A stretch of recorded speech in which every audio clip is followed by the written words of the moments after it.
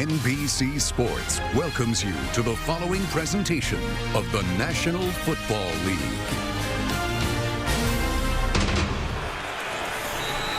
Up to the minute, the standings in the NFC East. Philadelphia 11-4, coming off their win over the Denver Broncos in Philly today. Tony Romo having a great season for the Cowboys.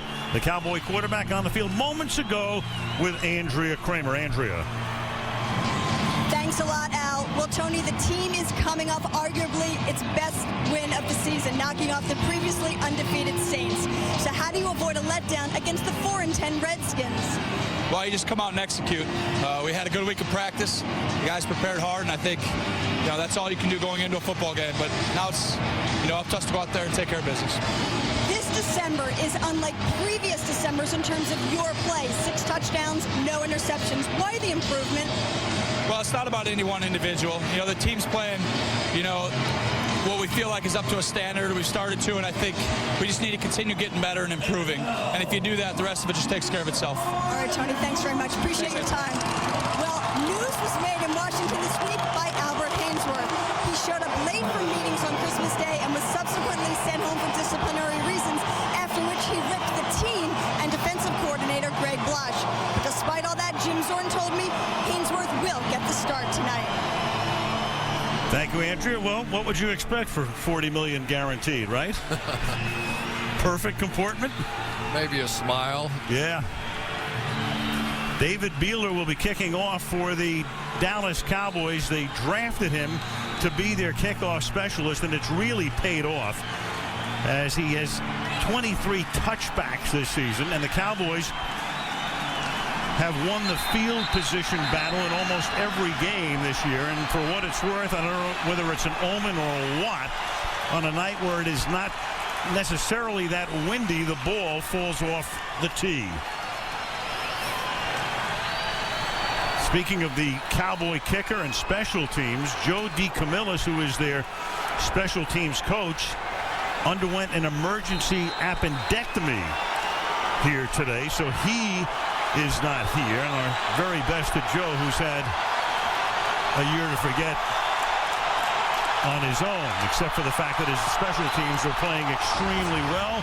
It's a bouncing ball kickoff. It's taken at the 8-yard line by Marcus Mason. And Mason brings it back up to the 19-yard line. As we take a look at the Washington starting offense.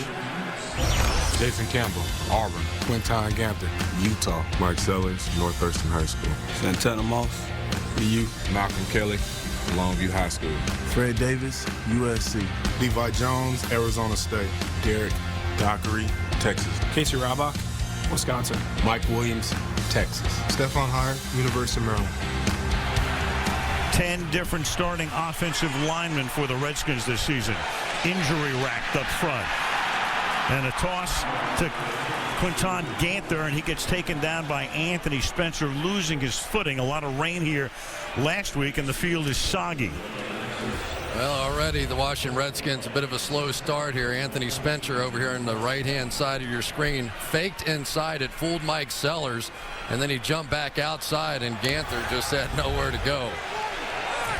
Beginning with a loss of 4, Ganther is their 4th starting running back this year. Clinton Portis, concussion mid-year, and he's on injured reserve. And the pressure is on, but the pass gets away to Ganther. And Ganther, with some nifty running and breaking tackles, picks up a first down as he gets out to the 31-yard line. And he's tackled by Brady James. So the heat came on through the middle from Brooking, and Campbell was able to read it, get it off, and pick up the first on a 2nd and 14. Keith Brooking has been coming on a lot of blitzes lately, so what do the Redskins do? They go screen right where Brooking typically is, right behind him to try and slow that blitz down a little. From the 31 on first down.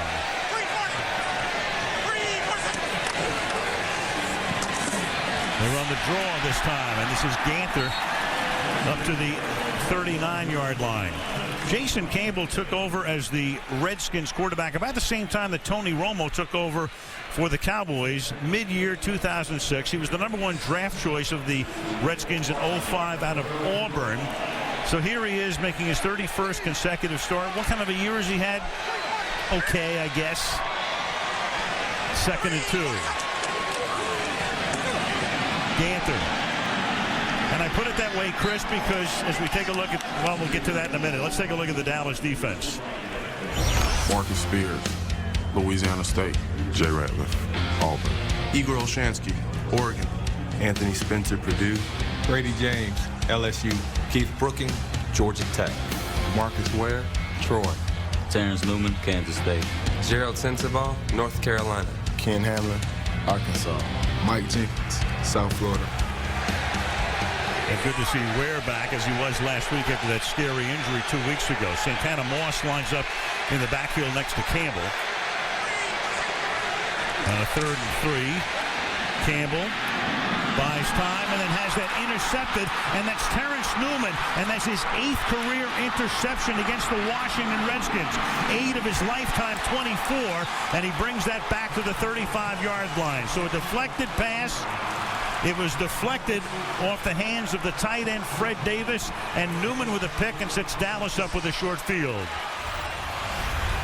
Well, Fred Davis is going to come all the way across the field here, and Jason Campbell, as he's had to do throughout the course of this season, steps up and really just tried to make too perfect a throw there. When you've got a zone sitting on the outside, it was Terrence Newman just sitting there and waiting. Once that ball was tipped, it was over for Jason Campbell, and not exactly the kind of start you're hoping for after what happened to this Redskins team last week. Campbell's 15th interception of the season, and now Tony Romo on the Dallas offense. Marion Barber is the running back. 3 receivers set to the left, and so Romo goes to the right side, and the pass is incomplete as Roy Williams falls down, covered by Hall. Let's take a look at the Dallas starting lineup. Tony Romo, Eastern Illinois. Marion Barber III, Minnesota. Roy Williams, Texas. Miles Austin, Monmouth. Jason Witten, Tennessee. John Phillips, Virginia. Lozelle Adams, Michigan State. Kyle Kozar, Arizona State. Andre Gerard, Colorado. Leonard Davis, Texas. Doug Free, Northern Illinois. Doug Free doing a nice job taking over for the injured Mark Colombo. And now the pass goes to Miles Austin, who has really emerged this year, and he gets blanketed by the defense led by Philip Daniels. Tony Romo playing great football of late in particular. Hasn't had a pass picked off since November 22nd. 158 pass attempts without an interception, and on the season, when you can throw 23 touchdowns and only have 7 interceptions and your rating is close to 100, you're having a good year. 3rd and 9. Tashard Choice comes into the game in the backfield.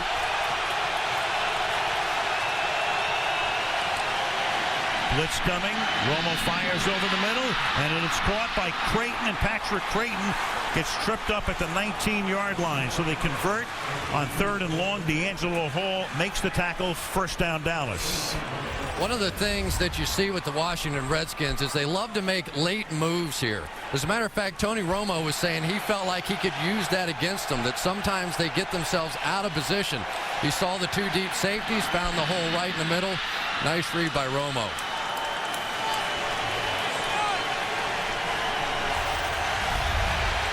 First and 10. Felix Jones is now in the game. They have a 3-headed rushing attack with Barber, Choice, and Jones. And they hand it to Jones, an explosive runner, and he gains 9 to the 10-yard line. The runners for Dallas, Barber is averaging 4.3, which is pretty good. Jones is averaging 5.9, which is great. And Choice is averaging 5.5. Oh, you got Kyle Kozar right over here. The left guard's going to pull out and around and make a pretty clever move here. To get that edge sealed off there really made the difference on the play. He got Arakpo on the outside. Arakpo, their number 1 draft choice and a candidate for Rookie of the Year with 11 sacks. 2nd and 1. Marion Barber comes back into the game, this time with the fullback, Dion Anderson. And they give it to Barber, and that will make it a first down, 1st and goal at the 8-yard line. Let's take a look at the Washington defense. Philip Daniels, Donaldsonville, Georgia. Cornelius Griffin, Alabama. Albert Haynesworth III, University of Tennessee. Andre Carter, University of California. Brian Arakpo, Texas. London Fletcher, John Carroll University. Rocky McIntosh, The U. Carlos Rogers, Auburn. Ron Lynn, LSU. Reed Dowdy, Northern Colorado. D'Angelo Hall, Virginia Tech. Haynesworth is out of the game on a 1st and goal. Plays about 60% of the plays. Barber swinging to the right side and turning the corner and gets about half the distance to the goal line. He's tackled there by LaRon Landry. As you look at the defensive coordinator, Greg Blosh, who is a holdover from the Joe Gibbs regime. Yeah, and Greg Blosh has had a rough week this week, courtesy of Albert Haynesworth and some of his comments. Haynesworth doesn't like his style of defense and went so far as to say he didn't think that he could play under it in the future. And Jim Zorn may not care. He may not be here next year either. But Greg Blosh has done too good a job here with the Redskins to deserve those kinds of comments. 2nd down and goal. Play fake. Romo. Check it off. Extending the play. Throwing. Touchdown. Roy Williams in the back corner of the end zone. That is what Romo does so well and never any better than he's done this season. Buys time, has that peripheral vision, that instinct, just knows where the pressure is coming from, extends the play, and it pays off for 6. Well, Tony Romo beat the Redskins on a play just about like this, escaping pressure late and makes just a brilliant throw. He sort of says he got his confidence to move around and escape in the pocket from playing basketball. He said, if I could end up doing it on the basketball court, how come 300-pounders can catch me? And there he is in to hold, and we all know that story. He's holding for Sean Sweezum, and the crowd is booing you, Sweezum. A couple of weeks ago was checking with Washington and missed 2 field goals against Dallas and missed a big one against New Orleans. Newman's interception, Romo's touchdown pass, 7-0 Dallas. Sunday Night Football brought to you by Southwest Airlines. Go to southwest.com. Grab your bag. It's on. By Sprint, official wireless service sponsor of the NFL. By Mercedes-Benz, hurry into the winter event going on now. And by Coors Light, when the mountains turn blue, your beer is as cold as the Rockies. Washington Monument, boy, what a day it was here. Temperature about 50 degrees. Gorgeous, bright blue skies. But not a start worthy of the weather for the Washington Redskins with a pick and a Dallas touchdown. And now the kickoff here by Beeler. This is Rock Cartwright. And he brings it back to the 25-yard line with 8:26 to go in the opening quarter. Dallas leading 7-0. You can check out Sunday Night Football Extra for some enhancements, including Andrea Kramer on the sideline, texting all game long. Sunday Night Football Extra. You can log on NBCSports.com, NFL.com. Jason Campbell, 26-yard line.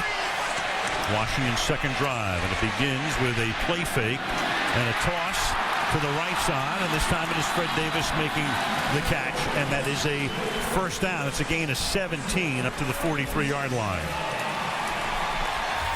That time they brought Fred Davis across the formation here and pretended like he was going to block, and then comes out on the bootleg. And really, that's probably what Jason Campbell does best, which is get out on the edge, make some plays with his feet, put pressure on the defense. But I like the call that time by the Redskins to get him back going again after the interception. Chance for him to shine with Chris Cooley on injured reserve for the last several weeks. And then Campbell goes deep, and the pass is incomplete. And you got a flag down with Santana Moss, the intended receiver, and Mike Jenkins with the coverage.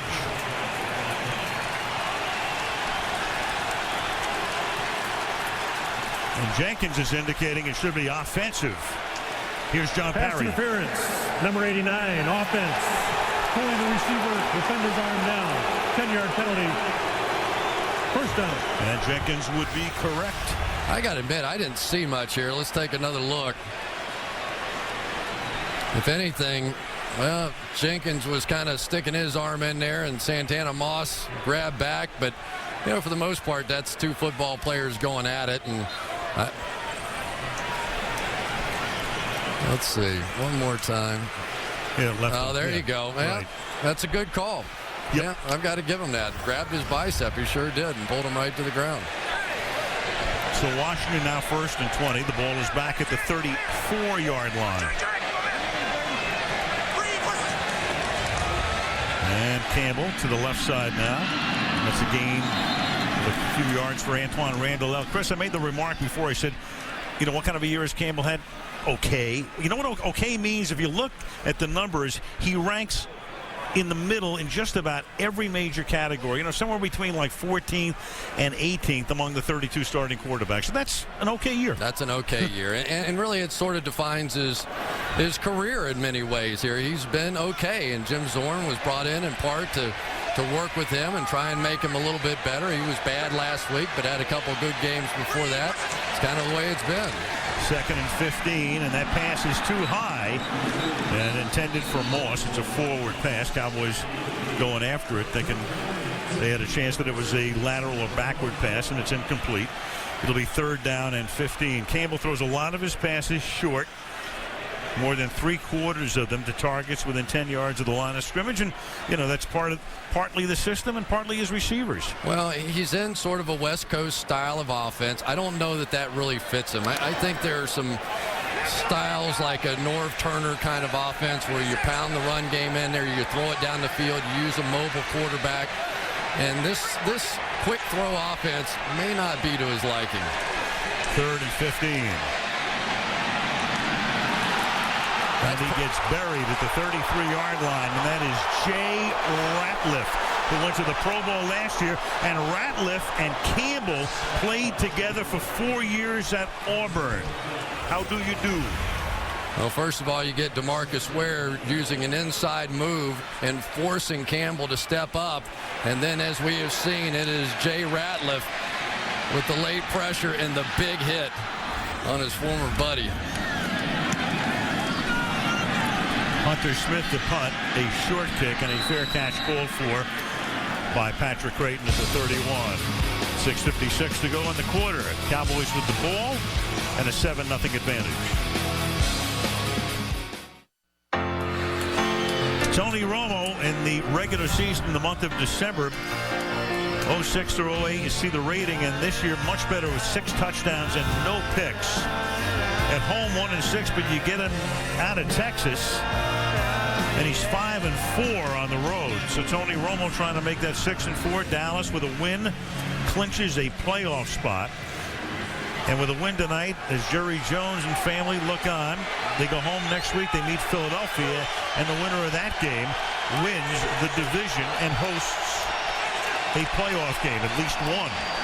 Romo rolling, play fake, buying time, stepping away, and then gets taken to the turf by number 93, Philip Daniels, back at the line of scrimmage. I believe that's Philip Daniels' first sack of the season. Redskins really had the line of scrimmage stacked that time, and Tony Romo thought he was stepping up into a hole that was completely vacated and probably felt like he had a good chance to take off and run, and just simply did not see Philip Daniels coming from the backside. Daniels gets his sack on a 3/4 of a yard sack. Tony almost made it back to the line of scrimmage. It's 2nd down and 11. The ball is at the 30. Felix Jones is the running back. Here goes Felix. Not very far, though. The tackle is made by Cornelius Griffin. 10th year in the league. Former New York Giant. Stopping him in his tracks. 3rd and 9. Well, one thing they're definitely going to do is try and double team Albert Haynesworth whenever possible. That's what he's brought to this defense. And the double team that time worked, but Haynesworth, who probably has a little incentive to play tonight after being in the headlines all week long, my feeling is he better show up and play after some of the comments. 3rd and 9.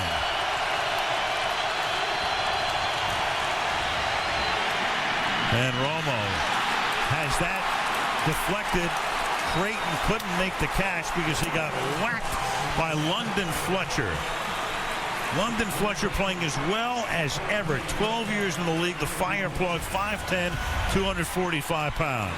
Check out the big guy again here. Albert Haynesworth that time coming with a little anger, coming with a little motivation.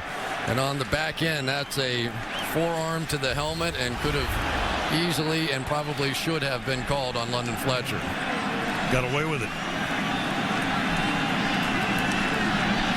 Matt McBriar to do the punting. And this is a beauty, and it backs Moss up to his own 9-yard line. And Santana running across the field. Here comes a flag, and anytime you see a guy run about 35 yards laterally, all you do is look for the yellow, almost invariably. During the return, holding, number 31. Half the distance, 1st and 10, Washington.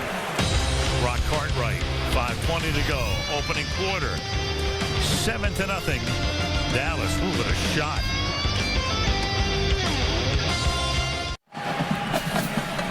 Everybody but General Sherman is involved this year in the Redskin offense. Sherman Smith, the running game coordinator. They brought in Sherman Lewis as a consultant, longtime assistant coach, many years under Mike Holmgren in Green Bay. And he had been retired, and they bring him back. And Jim Zorn, of course, is the head coach. So there are a lot of chefs and cooks in the kitchen as Quinton Ganther picks up about 3. And, you know, Chris, they bring in Jim Zorn. They make him the head coach. He's going to be the play caller. And the next thing you know, Vinny Serrato, who leaves the team about 3 weeks ago and gets his job taken over by Bruce Allen. So, I mean, in the meantime, you have really a lot of confusion in terms of who calls what when. Yeah, and it hasn't always worked out so well. But I will say this, that Sherm Lewis, since he came back, has really helped this team. Offensively, they have been better since he started calling the plays. 2nd and 7, and Campbell's pass is incomplete. Again, another short pass intended for Ganther, and the coverage is perfect. Brady James put the pressure on Campbell that time, and it's 3rd down and 7. You know, Sherm Lewis said they called him and asked him to come back as a consultant. He was like, yeah, I've been retired 4 or 5 years. Why not? Make a little money out of this thing. It's a 3-month job. Sounds good to me. 2 weeks later, Vinny Serrato called him and said, not only do we want you to install the plays, we want you to call the plays. He goes back to Jim Zorn and he goes, hey, I'm sorry, man. I had no idea. But he said my only choice was to do it or leave. 3rd and 7. He was calling bingo games. Much has been made of that. The first call they played here was B14. And that pass is incomplete. And here's a flag.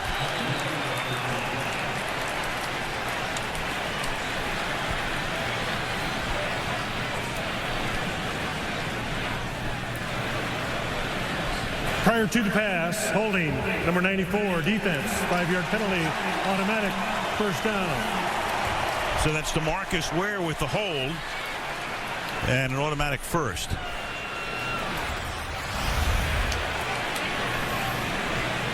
Right here, Malcolm Kelly's going to come in motion, and DeMarcus Ware on a zone drop is going to come from the other side and just grab and hold him there as he was trying to come across the field.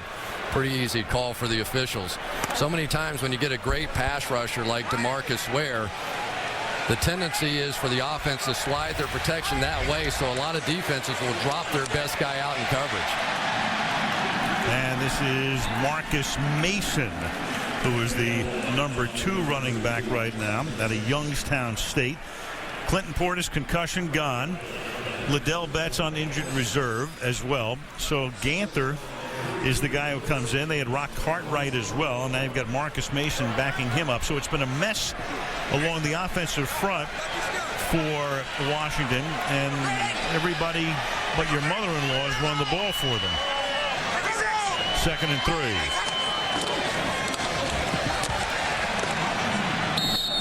And again, Mason taken down by James. To illustrate the Redskin offensive woes and the injuries, Randy Thomas starting, right guard Chris Samuels, left tackle, both injured reserve early. 10 different starting offensive linemen, tied for the 2nd most in the league. Betts played 10 games. Portis played 8 before that concussion. And tied for the most different starting running backs in the league this year. And then, of course, you know, with Sherman Lewis and Sherman Smith and Jim Zorn, well, you get the picture. 1st and 10 from the 27-yard line. Mason again. You know, Alan, I think you have to go back a little bit to the Albert Haynesworth decision. And not that Albert Haynesworth hasn't had an impact. He certainly has here. Has really helped the outside pass rushers. They've gotten a lot more sacks than what they did a season ago. But to me, the big question mark coming into this football season was the Redskins' offensive line. And basically, the Redskins rolled the dice a little bit that some of their older players could hold up and could survive the season. And they came up snake eyes on that decision, because right now this offensive line is made up of a lot of guys off the street and really not frontline offensive linemen. 2nd down and 10. And Campbell flushed out of the pocket, and a flag on the opposite side of the field at the 27-yard line. The movement on the field is an incomplete pass. You know, the guy that I think has made the snap, offside. Number 93 defense, 5-yard penalty, replay. 2nd down. Anthony Spencer. Well, no wonder Anthony Spencer's been playing so much better here lately. He gets a little head start on everybody. But he really has. Anthony Spencer has been the guy, Al, that I think has made the biggest difference. You know, he didn't get a sack until like week 11 of the season, and DeMarcus Ware over there on the other side, 20 sacks a season ago. But when Anthony Spencer started making plays, boy, you could really see this entire defense pick up. Right, and Mike Jenkins has also done a very good job at corner. Wade Phillips saying he should be considered for the Pro Bowl, and the pass is caught by Malcolm Kelly, and Kelly is very close to a 1st down. And just to finish up on the Redskins, because we were talking about all the woes and all of that.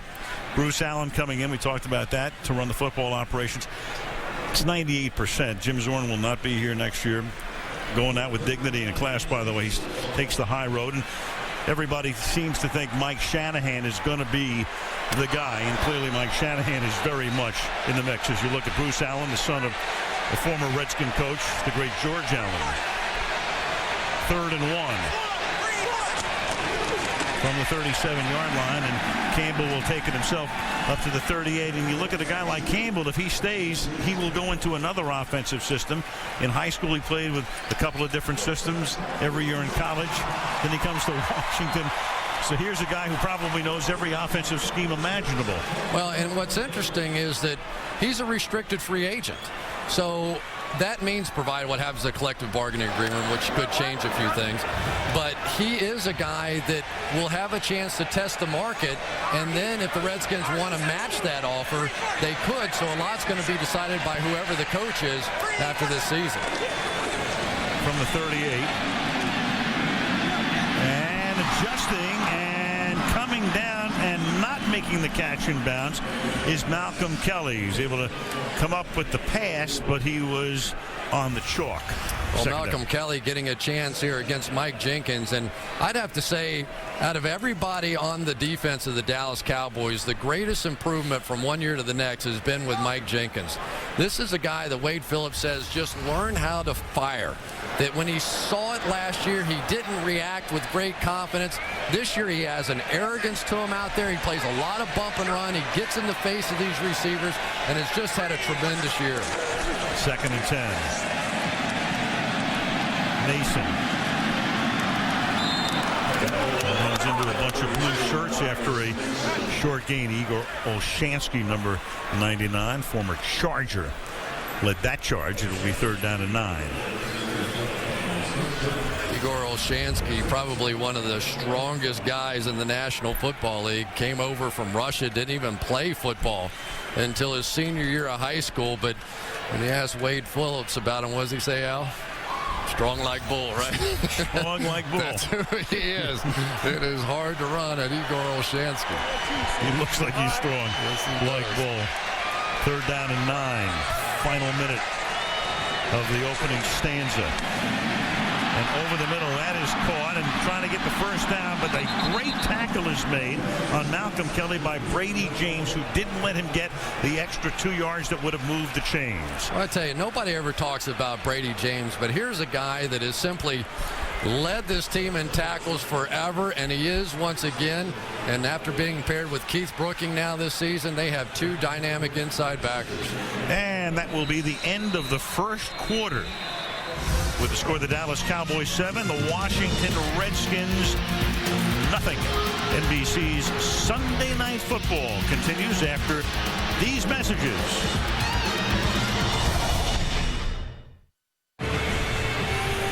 Aerial coverage of tonight's game being brought to you by Bud Light as you look down upon FedEx Field, which opened in 1997. Landover, Maryland, just outside Washington, D.C. And we start the second quarter. Al Michaels, Cris Collinsworth, and Andrea Kramer. Sunday Night Football. Dallas trying to clinch a playoff spot. Hunter Smith to punt on 4th down for the Redskins. Patrick Creighton, who ran back 2 punts earlier this season for touchdowns, calls for the fair catch and juggles it. The emerging star of the Cowboys on offense has been Miles Austin this year, but he's wondering at the beginning of the season, what would they do without Terrell Owens, at least on the field, not off the field, obviously. And as you can see, there were Owens' season averages over the past 3 years. Austin right now, 65 receptions, over 1,100 yards. And on the ground, they start here with Felix Jones out to the 30-yard line. And Felix Jones, as we mentioned before, is a guy, if you wanted to use an adjective for him, it's explosive. Sure is, and he got a little help from his friends that time. Watch Doug Free right over here, guy who's filling in for Mark Colombo. Going to take his guy and just drive him right out of the hole. Doug Free really made an impression on me last week watching him play. Here's a guy that was a backup. He's done everything right for him. Some question physically, would he be tough enough for that position? And boy, is he proven it with this opportunity.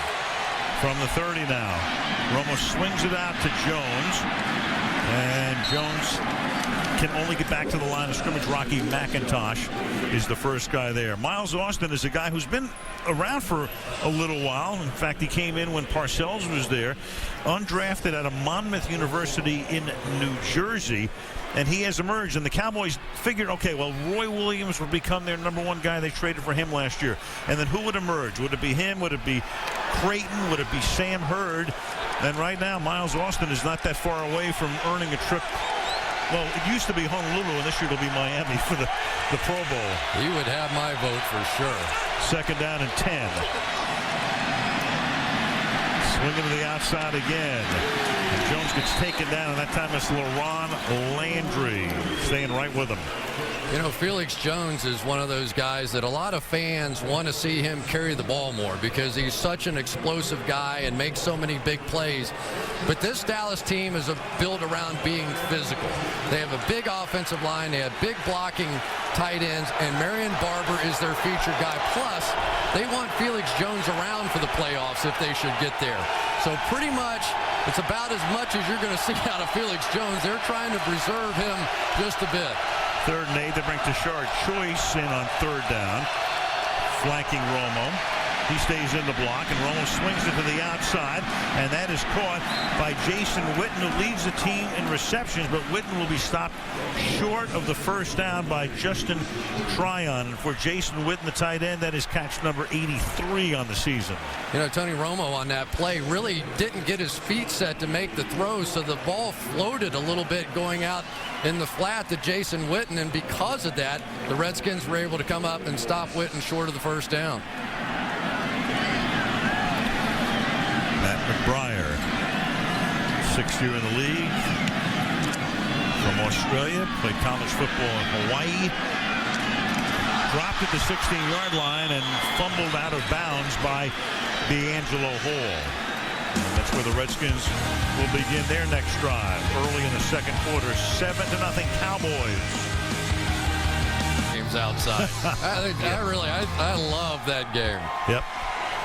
Wrigley Field last year, Buffalo the year before, Fenway coming up on Friday. Flyers, Bruins.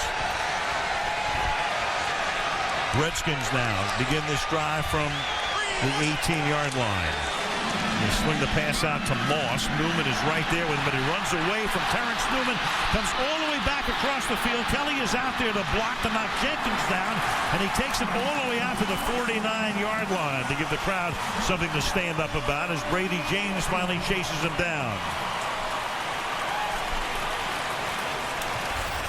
Well, the one guy that Wade Phillips was concerned about on the Washington Redskins more than anybody else was Santana Moss. He said they don't have a lot of big play capability, so as long as we can keep Santana Moss under wraps, we can make this work. But on the other side, Malcolm Kelly, who's getting his chance to start because of the injury to Devin Thomas, had a nice block. 29-yard gain. Now Ganther takes the ball to the 49-yard line. Quinton Ganther came over from Tennessee earlier this year. He's been on the Titans practice squad. Well, inside, you've got Jay Ratliff, the nose tackle, is going to have to try and take on that double team. Here's a guy that's not a big guy as far as nose tackles go. As one matter of fact, he used to be a tight end in high school. Came in and started playing defensive end. They moved him to 3 technique, and now he's a nose tackle. He has nowhere else to go. He keeps going farther inside. 2nd down and 6. And it's knocked down. And that was Keith Brooking in his first year as a Cowboy after spending his entire career with the Atlanta Falcons. And Wade Phillips knew this guy, and they knew what he brought to this organization. He coached him over there. He went to 5 Pro Bowls, but he has become the emotional leader of this team. Said he came in a little bit quiet, earned the respect of his teammates, but now he is borderline out of control out there on the field. This guy has brought an emotional level to the Dallas Cowboys they simply didn't have a year ago. He plays Zach Thomas. He kind of pulls a Drew Brees in the pregame huddle. 3rd and 6. And a whistle here from John Parry's crew. And a timeout is taken by the Washington Redskins before the snap. The team's and first. Here was Brooking. Drew Brees has now made this. Ray Lewis started it. And then it's been taken to new levels by people like Brees. And here's Brooking before the game. This is all we need. This is all we need. We're going to keep hitting them. We're going to keep hitting them. They might get back up. We're going to hit them again. And when they're barely hanging on. What we going to do? When they're about to call home tomorrow. What we going to do? We're going to hit them in the mouth. We're going to bloody their nose. We're going to bloody to the ground. I need all of you. I need all of you. We're going to step up. If you took him into an insurance office tomorrow, every guy would sell about 20 policies, right? He did everything but say, I'm going to get you, Hulk Hogan. But, you know, I hate to say it, but you need that on a football team. Yep. You need somebody who can draw that emotion out. And I really think he's helped the Cowboys. You need it in an office. No doubt. 3rd and 6 from the 49-yard line. And that pass is incomplete, and Campbell was backpedaling, and the pressure was put on by Bobby Carpenter, coming right up through the middle against a frustrated Campbell. 4th down. I tell you, one of the problems you have is when you get a quick nose tackle like Jay Ratliff, he can go from one gap to the other gap so fast it creates blitzing opportunities. That time was Bobby Carpenter taking advantage. Hunter Smith kicking. Fair catch called for and made by Creighton at the 12-yard line. 10:22 left in the opening half. The Cowboys on top 7-0. Marion Barber is the running back from the 12-yard line on 1st down. Barber exploits a small hole through the middle behind a Leonard Davis block. One of the reasons that Davis winds up from time to time in the Pro Bowl. It's a gain of 6. Well, I tell you what, there's a good battle going on right in the middle here. You've got Albert Haynesworth and you've got Kyle Kozar and Andre Gerard. Just big guys on big guys, and that time the double team worked out well for the Dallas Cowboys. It has just been really physical inside. Of course, we all know the history with Gerard and Haynesworth. Haynesworth stomping on Gerard's head without a helmet on in that game in Tennessee. And it's the first time they faced each other since then. Pass to the outside. Austin makes the catch. Gets ridden out by Fred Smoot. 1st down, Dallas. You know, one of the things that I think Tony Romo does so well is get the ball out of his hands. We've done some comparisons in the past to the great quarterbacks that have ever played the game, like a Dan Marino. But this release is about as quick as you see in the game right now. When he sees it, he can really get that ball out of his hands, and I think he's one of the premier quarterbacks in the league. I really do. from the 28-yard line on first down. Romo throws and in stride to Witten. And Witten, who has only one touchdown this season, looks for his second and can't quite get there, but gets tackled at the 3-yard line by Reed Doughty. 70 yards to his favorite target. One of the things the Redskins like to do is bring LaRon Landry down in man coverage. There he is, one-on-one against Jason Witten, and that is some route by a tight end. To get a guy that can run like Landry, and you saw Witten just have a little move at the top of that route and sprung him. And for Tony Romo, how accurate is this throw? Right there between the 8 and the 2, perfect. Longest reception of his career, officially 69 yards, and the ball is at the 3-yard line. Those two guys, when they get on the same page together, they are tough to stop. Out of the gun with Barber in the backfield.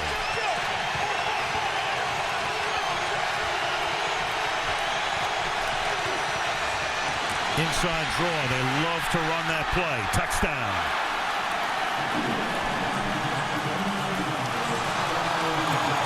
Cowboys run more draw plays than any team in the league. That was terrific by Tony Romo. It really was. He saw the coverage.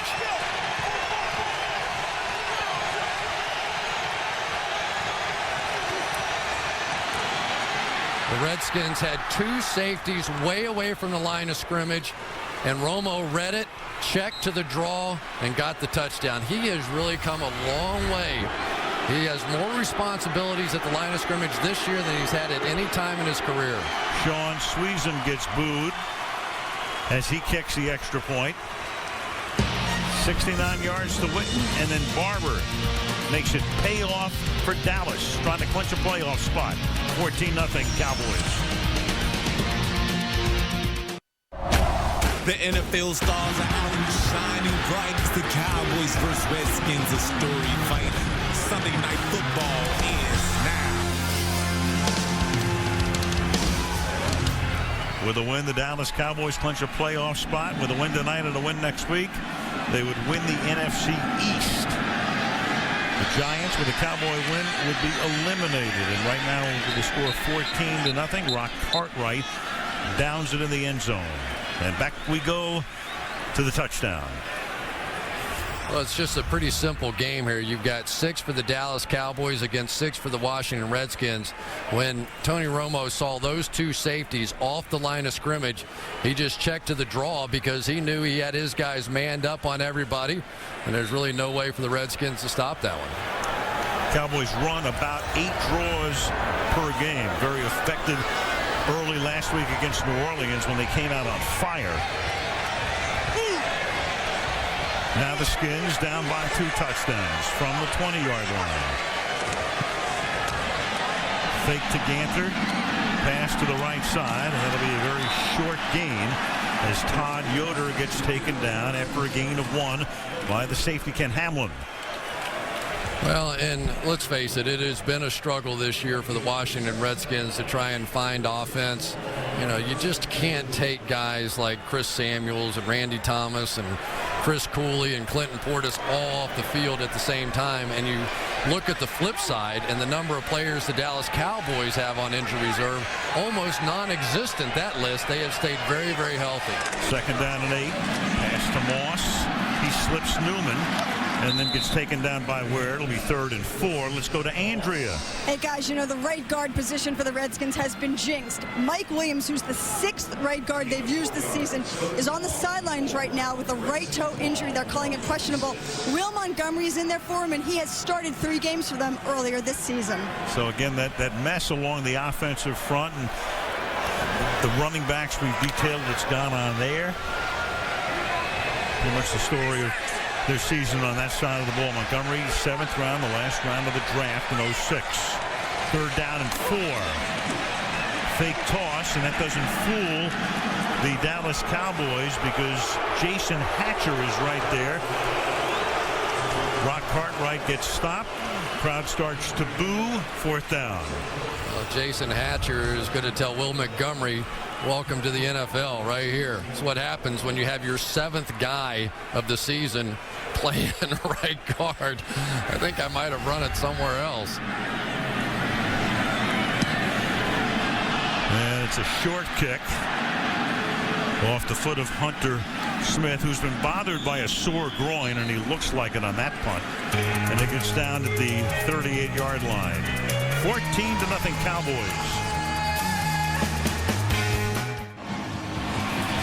Chris talked about how healthy the Cowboys have been, and look at that.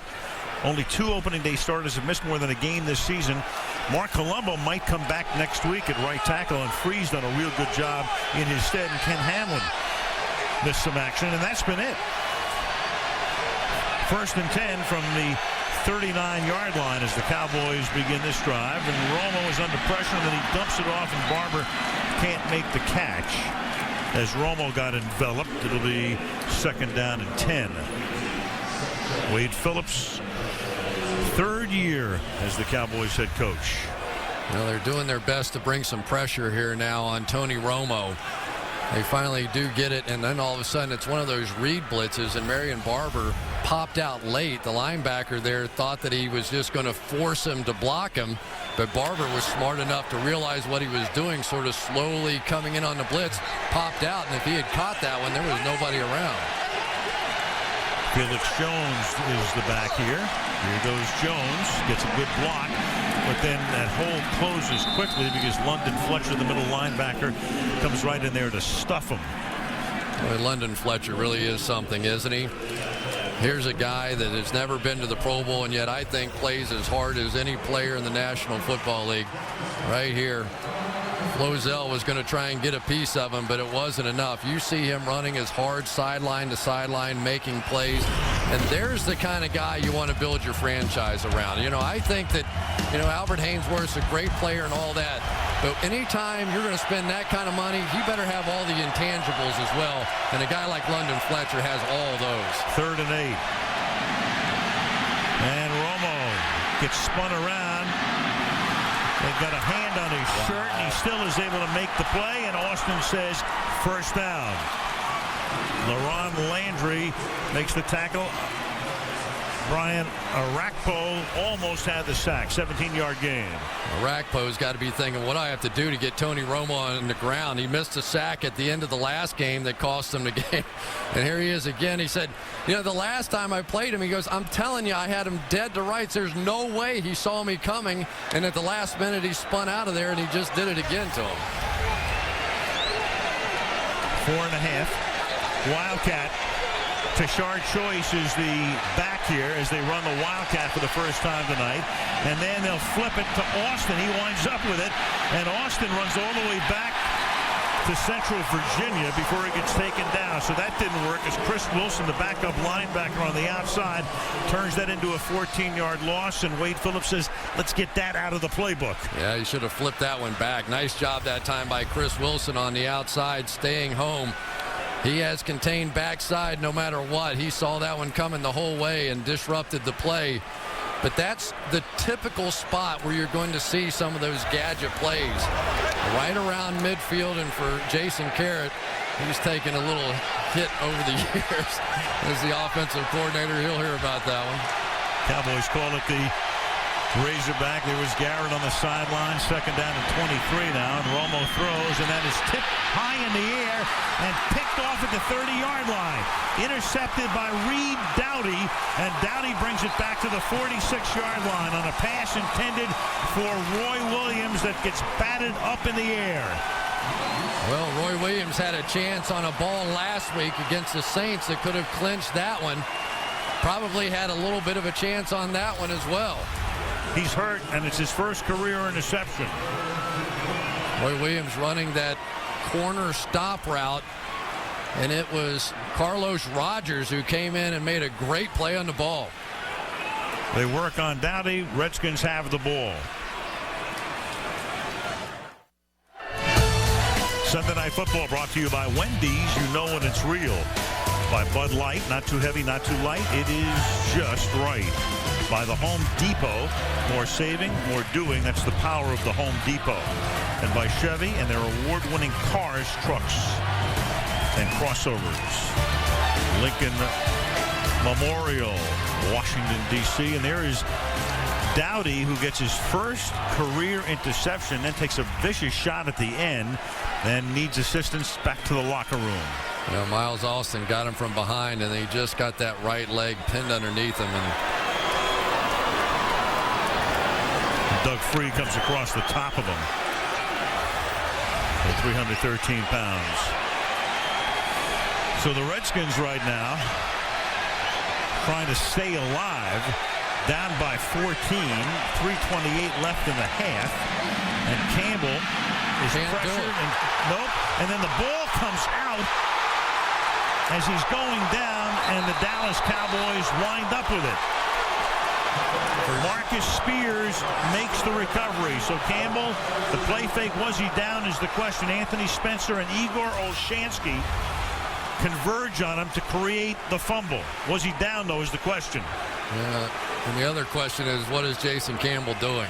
Yeah. That's a three-step drop. You either throw it, yeah, his knee's on the ground, looks like, so they're going to give the Redskins the ball back. But those are the kind of mistakes that Jason Campbell tends to make. He wants to hold the ball. He wants to make a perfect play. And sometimes when it's not there, you have to just... Washington has challenged the previous play, down by contact versus a fumble. We'll review the play. And they should win this challenge. So John Parry will take a look at it. And the Redskins figure to keep the ball. Well, this is a pretty easy one here. I mean, there's nothing that we see that's going to not get this reversed, because Campbell's knee is clearly down before Spencer extracts the football. There it is. Here comes Spencer over the top. Olshansky on the bottom. They'll probably each get credit for a half sack, but Washington will wind up with the football on a 2nd down and 25. And it's just one of those plays for Jason Campbell that you can't do in the NFL. He has a 3-step drop. They try and go with a little slant and go. And when it's not there, you have to throw the football away. The right knee was down prior to the fumble. Field 4. The ball will be returned to Washington. 2nd down, 32-yard line. Left hash. Washington is not charged with the timeout. And there goes Dowdy back to the Redskins locker room. Going in for X-rays right now on his right ankle.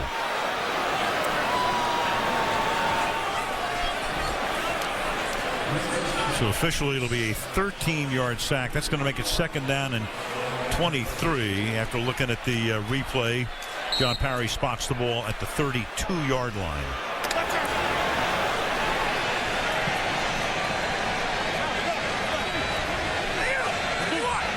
And the clock running, ticking down to 3 minutes. Cartwright is the back. And the pass is caught by Santana Moss. And that'll make it 3rd down and long. It'll make it 3rd and 11 as we go back to the play in which Campbell got sacked. You see the front side. This was supposed to be a slant and go route. And Jason Campbell pump fake there, but Terrence Newman saw it coming all the way. So really Jason Campbell now at this point got to throw that football away. Instead he tries to come backside, but there's nothing backside. There is no route backside. It's all or nothing on that one play to Santana Moss. 3rd and 15, and that's a screen that everybody in the state of Texas figured out was coming. I tell you, DeMarcus Ware was so good a week ago after that neck injury. Watch him come all the way across the field here to run down the screen. This is a guy that barely got recruited out of high school. He was 6 foot, 200 pounds, ran a 4.7. Nobody thought anything about him. He got to college, he got up to 250 pounds and ran a 4.4, and his life changed. And Washington's going to let this run down to the 2-minute warning before they punt. 2 minutes to the half. The Dallas Cowboys leading the Washington Redskins 14-0. Bob Costas getting in position here at FedEx Field to host the Toyota halftime show coming up. Update you on the playoff scenarios. And in the NFC, the playoff scenario could be over in terms of who's in and who's out. If the Cowboys win tonight, you'd have all 6 teams set. Hunter Smith to Creighton. Creighton gets taken down at the 18-yard line. The only thing that would be in question would be Philadelphia and Dallas and where they are positioned. You know, we were talking about London Fletcher. 12 years in the league, almost never comes out of a game. If you take a look at what he did with 150 consecutive starts, second longest among current players, he missed over those 2 years 1 snap. So Chris and I were talking to him before the game, and we said, what snap did you miss? And he had to think about it, and he said, I know what it was. We tried a field goal against the Giants last year, and it was going to be the end of the half. But then there was 1 second left on the other side, and I had to go back in for some repairs. So I missed that 1 snap. Right.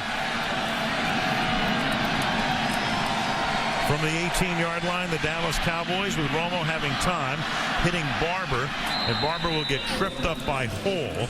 Cowboys have all of their timeouts remaining. Well, and certainly the Dallas Cowboys made a couple of mistakes at the end of that last drive to sort of give the Redskins a chance. Got them on the reverse, threw the interception. So this is a Washington offense that's been struggling. Don't want to make the big mistake down here. 2nd down and 3, and Romo will dump this one off to Barber. That interception by Romo was the first in 168 attempts. They get a first down here, and Dallas will spend timeout number 1. Yeah. And for Tony Romo, this has been a year that he thinks he's starting to figure some things out. You know, his interception totals are way down. He thought the first Giants game in which he threw 3 interceptions was a big turning point for him in the season. He said, I realized at that moment I can't do this anymore. I have to be smarter with the football, and he's only had 4 since then.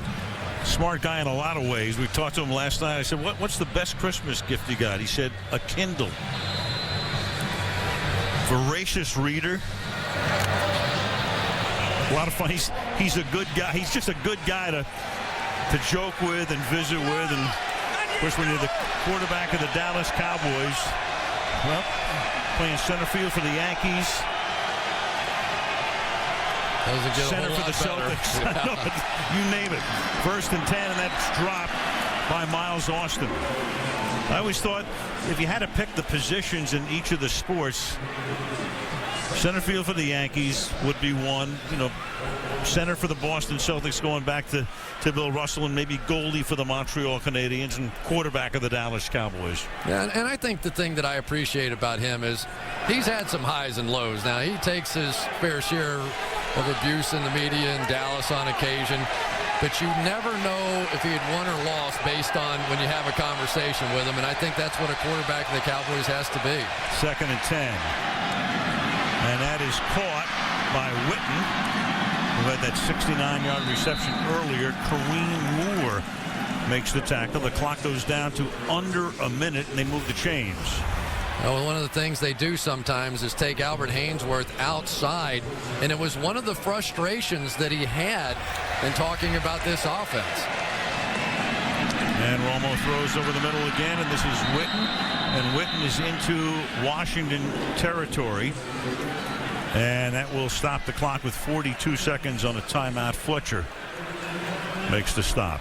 Cowboys, well, you wonder if the first half will end with a Sean Sweezum field goal attempt. There he is. One-time Cowboy, came to Washington, and you know, Nick Folk had done such a good job over the past couple of years, and then all of a sudden he couldn't make anything, and missed an easy one last week against New Orleans, and whether it's a confidence thing or whatever. And then Sweezum as a Redskin, he only missed 3 field goals this year, but they were big.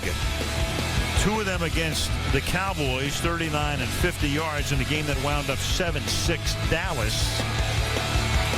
And then the other one would have given him a victory, a shocking win over New Orleans. He missed that, and the Saints stayed unbeaten that day by winning in overtime. 2nd and 1. Dallas down to 1 timeout, and the pass is dropped by Williams. And that is not quite man bites dog news. Well, for Roy Williams, he was supposed to be the man. He was supposed to be the guy that took over for Terrell Owens. I'm going to guess he looks away here. Yeah, a little bit. I wonder if he ever saw that ball at all. And sometimes when you're having some struggles, and he dropped the big ball last week, you have to get back to the fundamentals of looking that thing all the way in. He leads the NFL with 10 on-target drops. It's a category you don't want to lead in. They get the first down here, Miles Austin. Down to 31 seconds, and Dallas will spend its last timeout. You know, Miles Austin is a guy that obviously has just simply been incredible this season. And he was undrafted coming out of college, and nobody seemed to want him. But when he went undrafted, then there were a few teams trying to get him, trying to come after him, and trying to sign him. And Bill Parcells was the guy then. And he went up to him and he said, listen, I'm a Jersey guy. You're a Jersey guy. I promise you, I'm going to play you on special teams, and I'm going to give you a legitimate shot to play wide receiver. And the whole Jersey guy to Jersey guy was enough to sell Miles Austin on coming to the Cowboys. He and Romo both undrafted. And look at him now as the song goes. 1st and 10. I don't know what song it is, but it sounds good. Romo throwing underneath. Barber needs to get out of bounds. He's looking for that sideline and can't get there. And that's going to waste some valuable time. And now Romo's going to have to get up there and spike it and then try to get him into field goal position. They're not there quite yet. Romo at the 36-yard line. He'll spike it there with 10 seconds. Now you'd be looking at, if they want to squeeze him in, about a 54-yard attempt. And I think Tony's a little frustrated with himself there because he left one in the middle of the field that allowed that clock to tick down. Now you're kind of out of options. Now you'll see the Redskins defensively really protecting the boundary here and making sure they don't catch one and jump out of bounds. Well, that's the only way they can pretty much stop the clock here. They're not going to have time, and it's also 3rd down. 3rd and 6. And Romo will throw it into the middle of the field, and the clock is going to run out. It's going to be a 1st down. It is Austin, but there's nothing they can do. The only thing they could have done is get out of bounds. And that's where that ball should have been, out of bounds. Absolutely. Halftime, 14-0. Dallas. Toyota halftime show coming up on the other side of this break. Playoff berth, that is something they will do with a win. They'll eliminate the Giants in the process. And with a win, the field will be set for the NFC playoffs. The only thing that will be determined in the Dallas-Philadelphia game next week is who wins the NFC East, and thus which team would host a game in the playoffs. Philadelphia still with a chance to wind up actually with a number 2 seed. They could get a bye. Kick off a short one, fielded by Kevin Ogletree. And Ogletree brings it back out to the 41-yard line. Dallas has it there, and we go to Andrea Kramer. Andrea. Well, I asked Jim Jordan, how do you get your offense in rhythm? He said, we're struggling in our pass protection. Jason Campbell has to get the ball out more. He said they're also struggling with Jason Witten, 4 for 98. He said they have to cover him inside and out. Wade Phillips said they're taking advantage of the Redskins covering Witten man to man. And what does Wade tell his team at halftime? You're 30 minutes from the playoffs. 30 minutes from the playoffs, and he'll have another good speech for him next week as well before the Philadelphia game. 1st down from the 41-yard line. Here's Barber. And Marion with some tough running picks up about 4 yards. Barber tonight has only carried the ball 5 times for a total of 19 yards. As we look at the numbers, Dallas with 179 yards. Of course, 69 of those on that one pass play to Witten. Yeah, and the other one off the turnover early on. That's how Dallas got their first touchdown of the night. So for Wade Phillips, his team is following up their best performance of the year against the Saints with a solid performance here. And I think that to some extent they realize the offensive issues of the Redskins, and they're going about this pretty methodically. 2nd and 6 from the 44-yard line. And that is caught for a 1st down. Romo throwing it to Miles Austin. Good night for Austin tonight. Miles has now caught 6 passes for 62 yards. Well, you can just tell the difference when Albert Haynesworth is fresh. He comes out here to start the second half, and when he feels good, he is awfully tough to block in one-on-one situations. Kyle Kozar, a good player, but that's what Haynesworth brings. He is going to draw the double teams and set up those other pass rushers. 1st and 10, the ball is at the 44-yard line.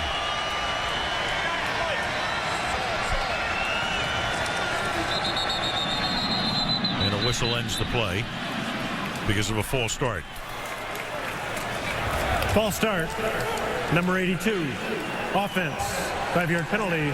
1st down. Jason Witten.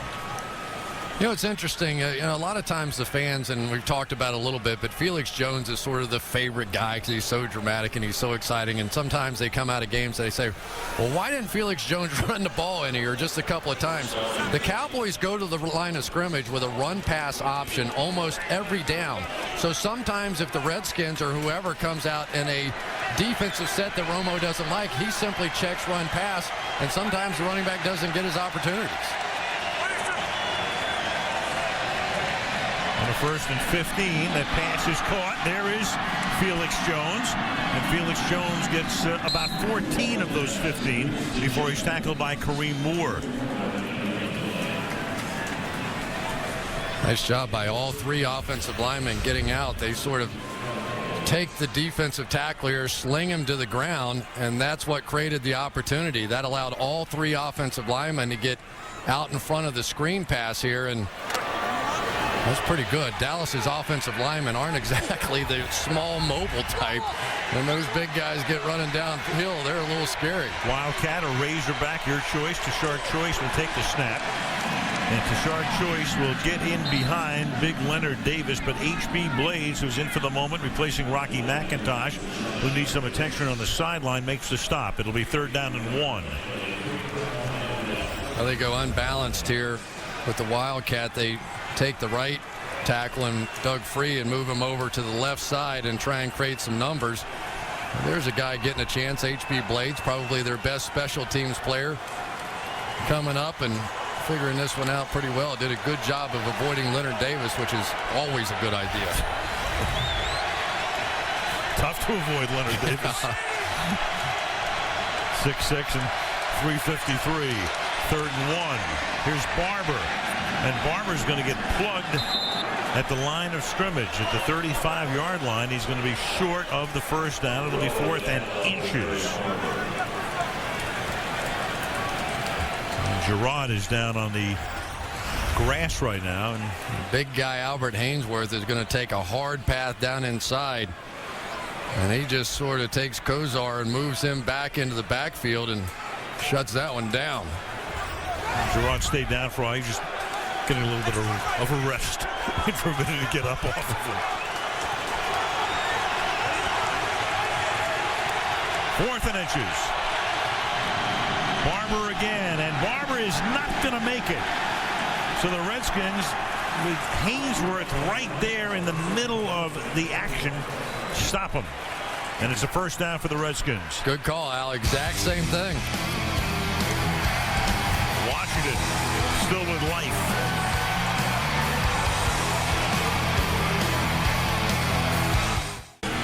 Sunday Night Football brought to you by Capital One. What's in your wallet?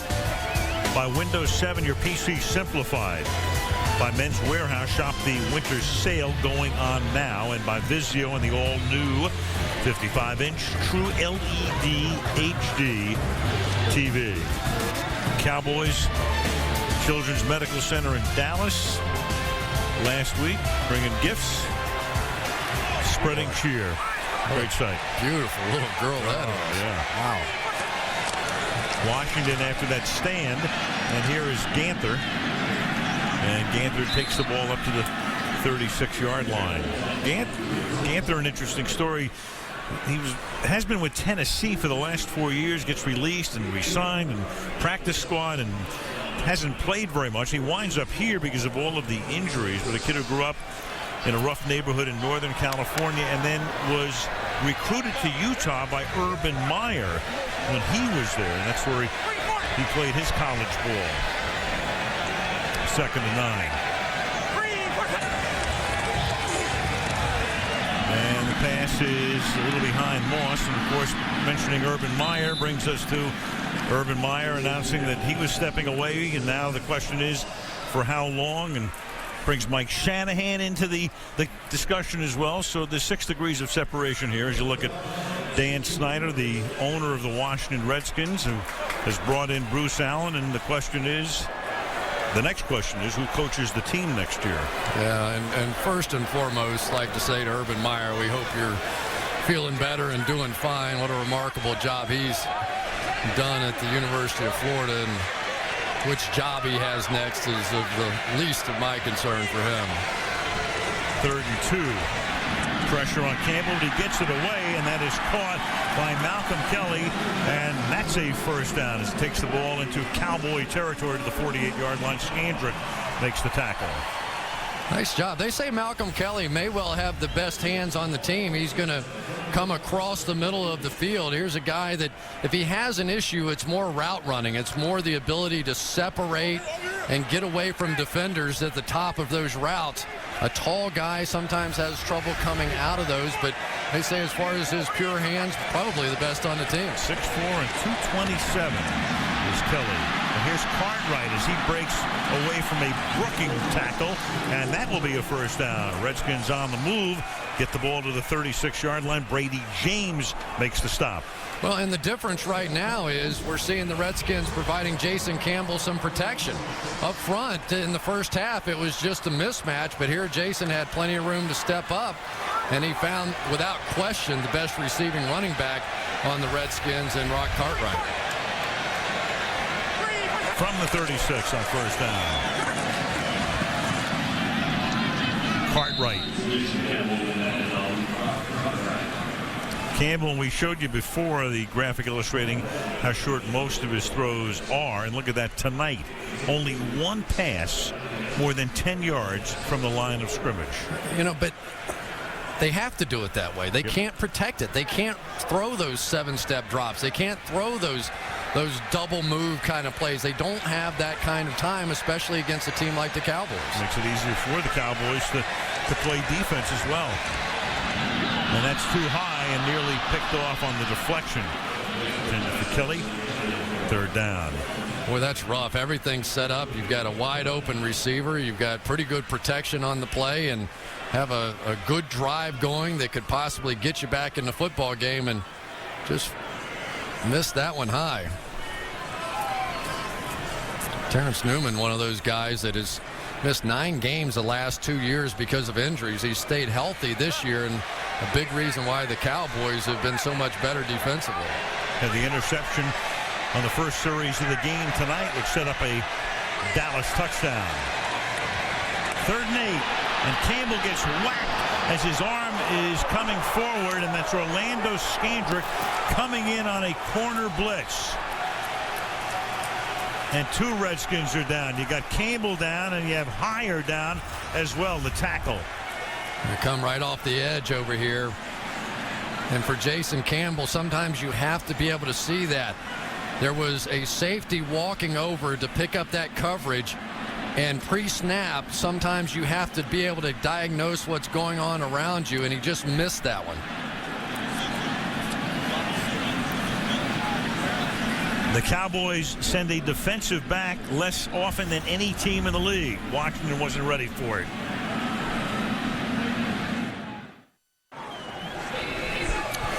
Well, Stefan Heyer was able to get up and with some assistance was able to walk off the field after Skandrick came in and knocked Campbell down and created the sack and sets up a 4th down and 17. And Hunter Smith will send this one down to the 11-yard line where Patrick Creighton makes the fair catch. 7 minutes left, 3rd quarter.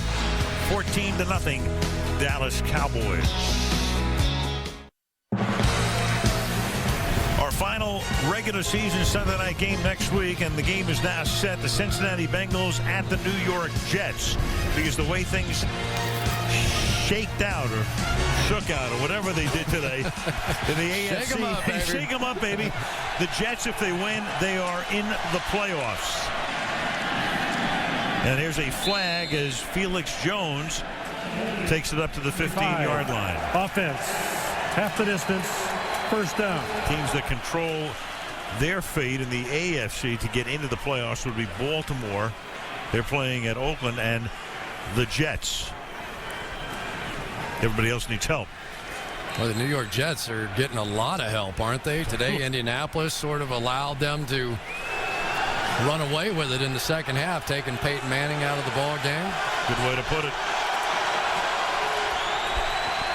1st and 15 for the Dallas Cowboys at their own 6-yard line.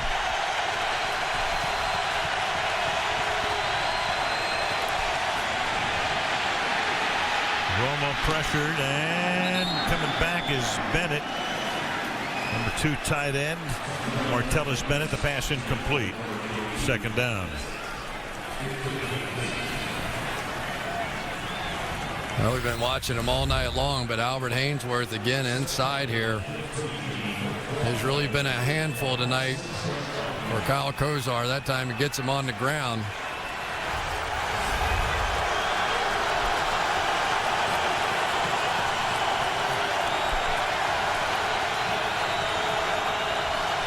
Haynesworth, the big offseason free agent acquisition from Tennessee. 2nd and 16. And the screen, Jones out past the 10. Stop short of the first down by 6. It'll be 3rd down. I like that play design there by the Dallas Cowboys. You end up going 3 wide receivers to one side and then the screen back the other.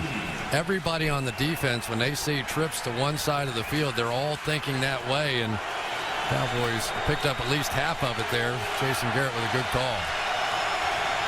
3rd and 6.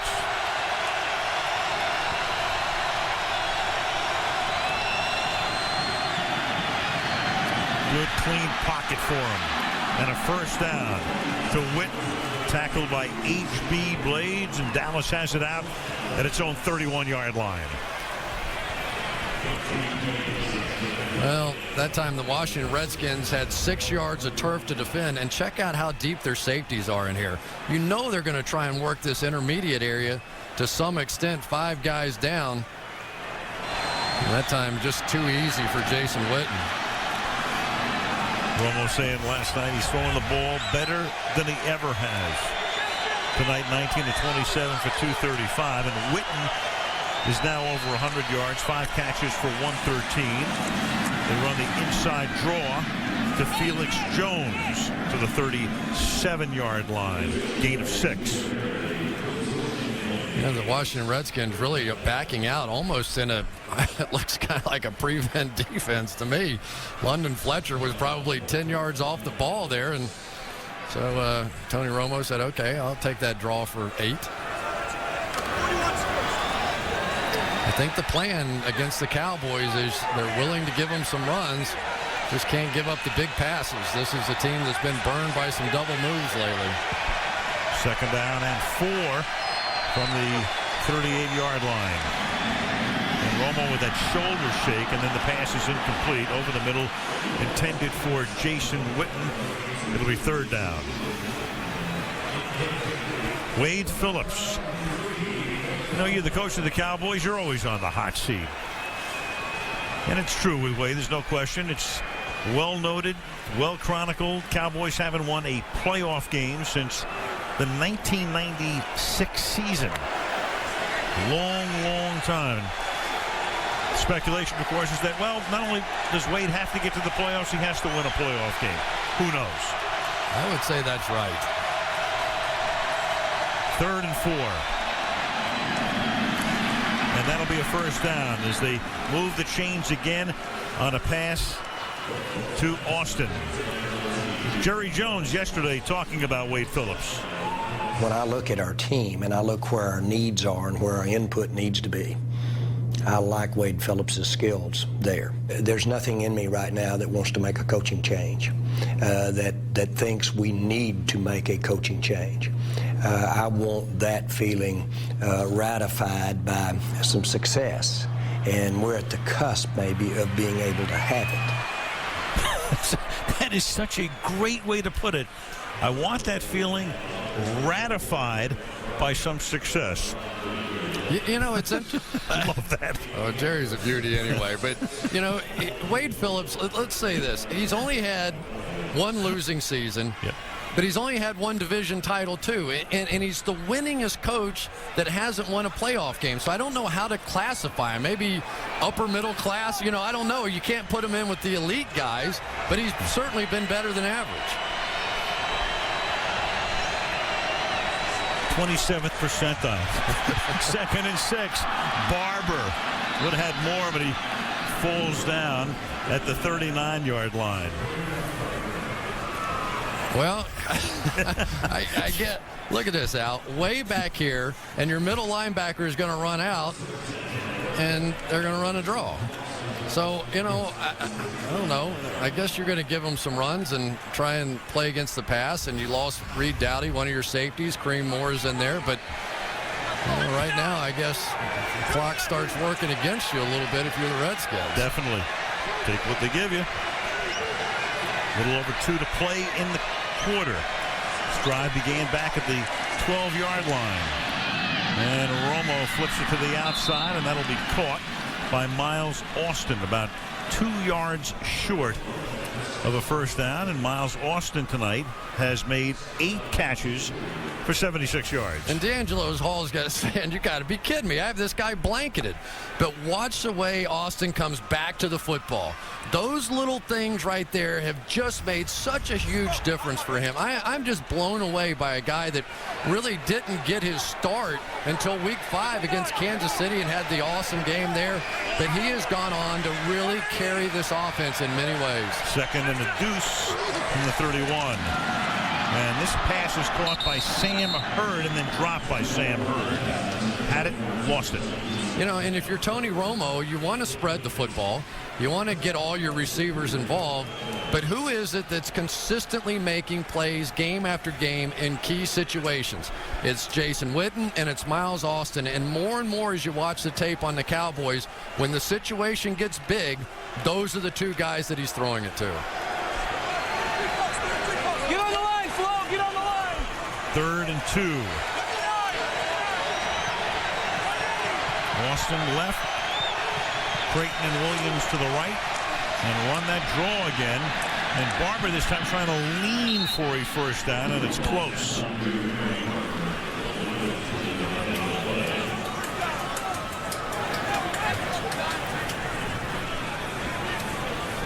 Looks to be just a little short of the first down, and John Parry will bring in the chain gang.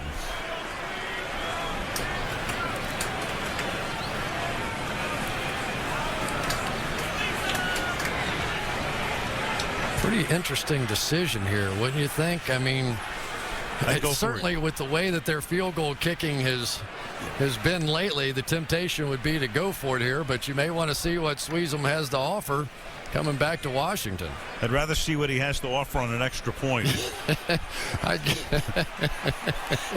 I would go for it right here.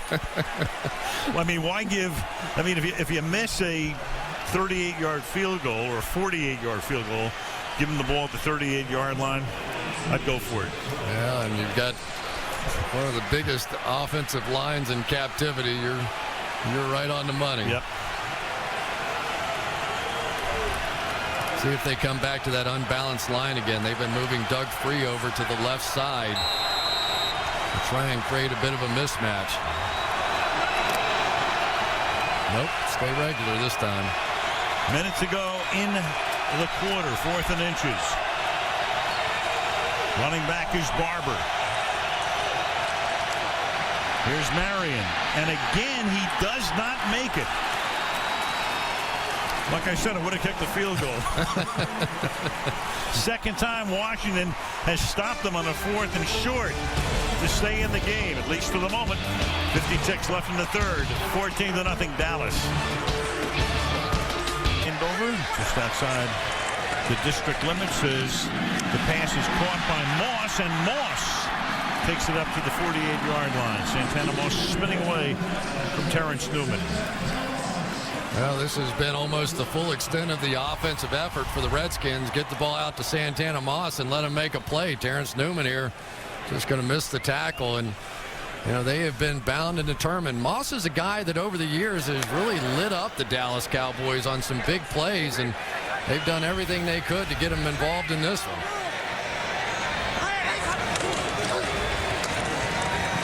Ganther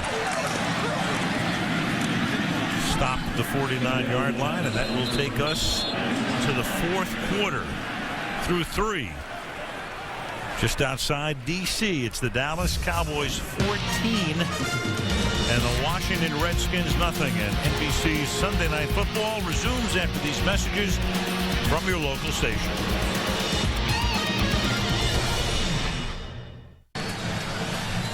Aerial coverage of tonight's game being brought to you by Bud Light. Al Michaels, Cris Collinsworth, Andrea Kramer. We start the fourth quarter. FedEx Field, Landover, Maryland, first down, or second down and 8 from the 49-yard line for the Redskins. Down by 2 touchdowns. Short drop, Campbell under pressure again. Pass incomplete. James covering on the play. Davis, the intended receiver. We talked about Jason Campbell, but I think it's important to go back and point out some of the mistakes he's made. Watch Gerald Sensabaugh right here. As he starts to come down here, you've got to know as a quarterback that blitz is coming. You can see Jason Campbell looking right. He looked back left, and he just missed the read. That's a really easy read to make when that safety walks over. You've got to know at that point the corner's coming, and he completely missed it. 3rd and 8. Campbell backing up and just fires it into the bench because DeMarcus Ware got in there. Yeah, and is that intentional grounding? That's going to be up. There comes the flag. Yep. In the pocket, or in the tackle box, in effect. In the pocket, under pressure. And really that time as Jason Campbell backs out of it. Intentional grounding. Number 17, offense. Quarterback was in the pocket, threw to an area where there was no eligible receiver. That penalty includes the loss of down. 4th down, 10-yard penalty. Yeah, you've got to be outside the tackle box. But watch what Jason Campbell does here.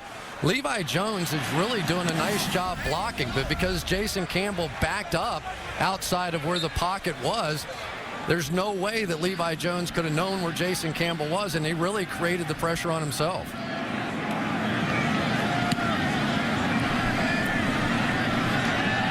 Smith's kick fielded at the 25-yard line, and this is Creighton bringing it back to the 27. Early fourth quarter, Cowboys up 14-zip.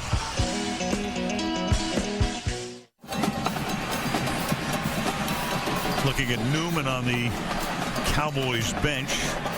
Terrence Newman trying to walk it off as their offense now is on the field at the 27-yard line. First down for the Cowboys.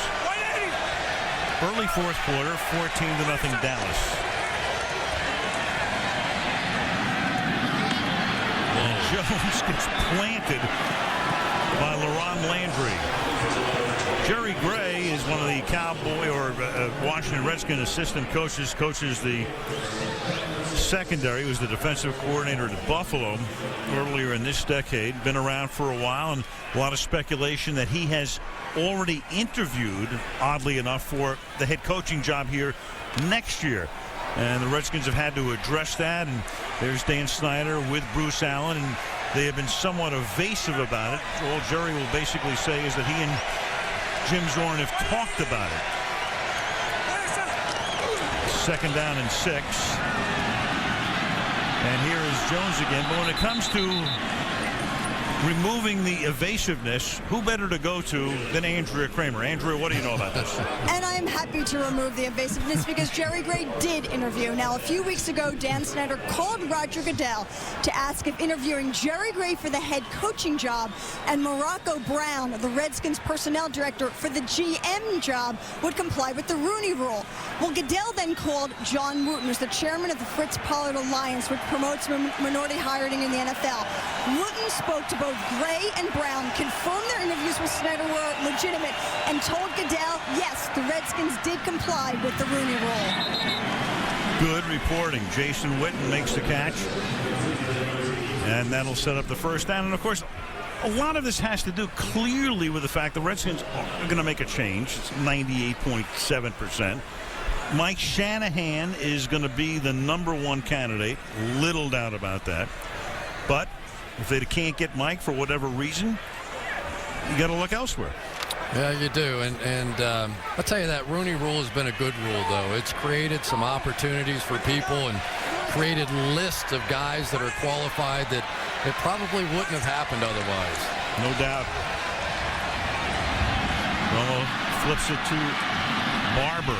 Barber juggles, retrieves, and has a first down. Tackled by H.B. Blades. You know what's really crazy, Chris? Of all the things in this playoff scenario, the Cowboys tonight would clinch a playoff spot. If they win next week, as Barber goes off slowly and will put his shoe back on, they win next week, they win the East. If the Minnesota Vikings lose tomorrow night at Chicago and lose to the Giants next week, and Dallas wins next week, Dallas gets a bye. They would be the #2 seed.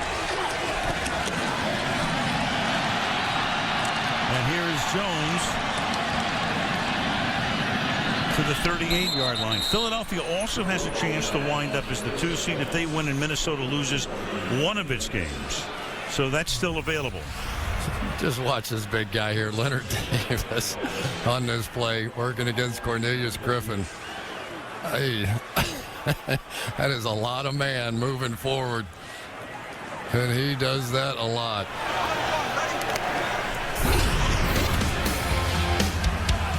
Leonard.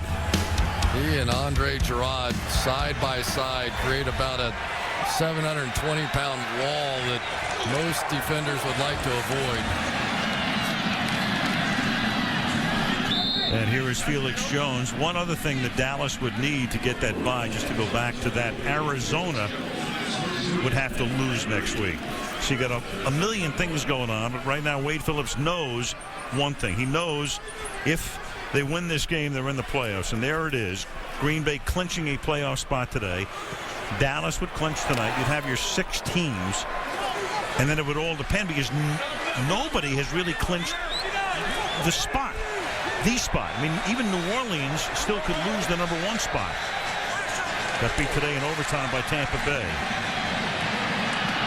Romo throwing, and that pass is incomplete. Intended for Ogletree, and LaRon Landry came in that time on a safety blitz. And Romo hits the deck. 3rd down. Every time I start working my way through those playoff scenarios, I'm reminded of calculus class. It is sometimes these things get so convoluted and there's so many possibilities and different things. Every time you talk to a coach or a player, they do what I do. We just have to win, you know. And I think for the Dallas Cowboys, they have just won. The last 2 weeks, they have played great clutch football and gotten done what they haven't in the prior Decembers. I'm reminded of Professor Irwin Corey. 3rd and 6. And Romo throws, and that is caught. And a flag is down, and that's Tashard Choice, who gets whacked by Carlos Rogers. And John Parry will give us prior to the pass, holding. Number 22, 5-yard penalty, automatic, 1st down. Holding Roy Williams. Well, Choice just now getting up. Injury timeout.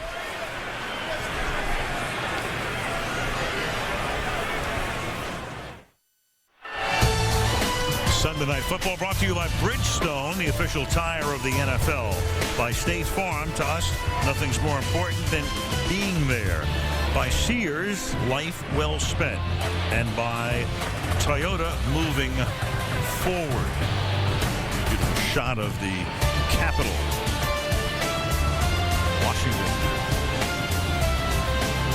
Redskins down 14-0. Go back and look at the Carlos Rogers hold after the play. It's a 1st and 10 now for the Dallas Cowboys at the 29-yard line.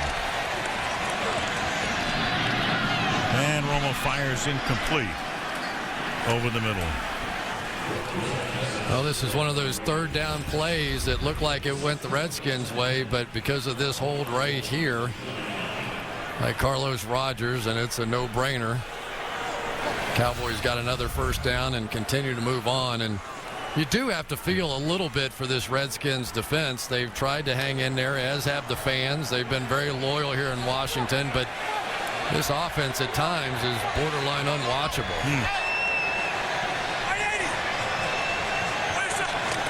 2nd and 10. Austin to the 14.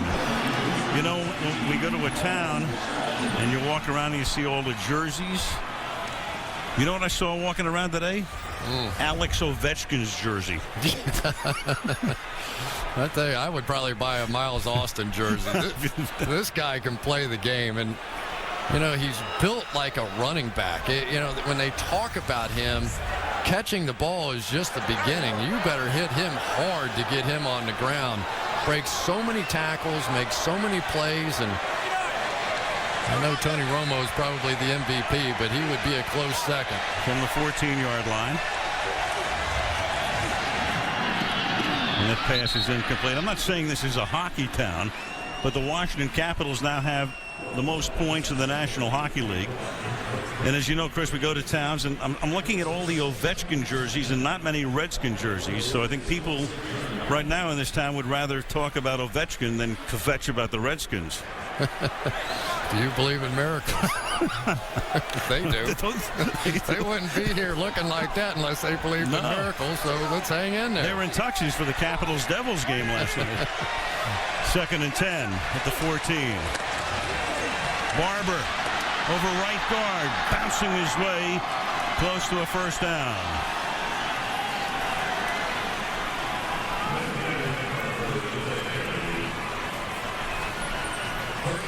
Well, if there's one play you have to stop when you play against the Cowboys, it's this one right here. The old power play with Kozar coming around, leading away, kicked out Leron Landry that time, and now it is just becoming one of those grinded out affairs against a defense that has simply been asked to do too much tonight. 3rd and 1.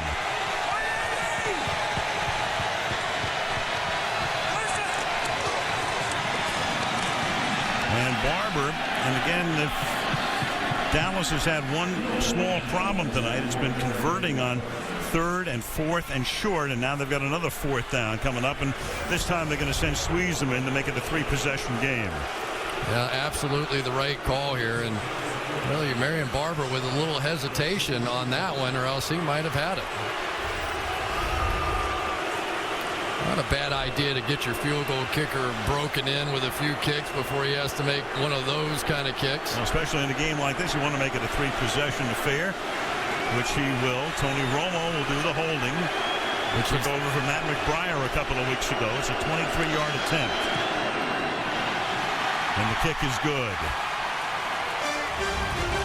Halfway through the 4th quarter now, 17-0 Cowboys. From last week's storm.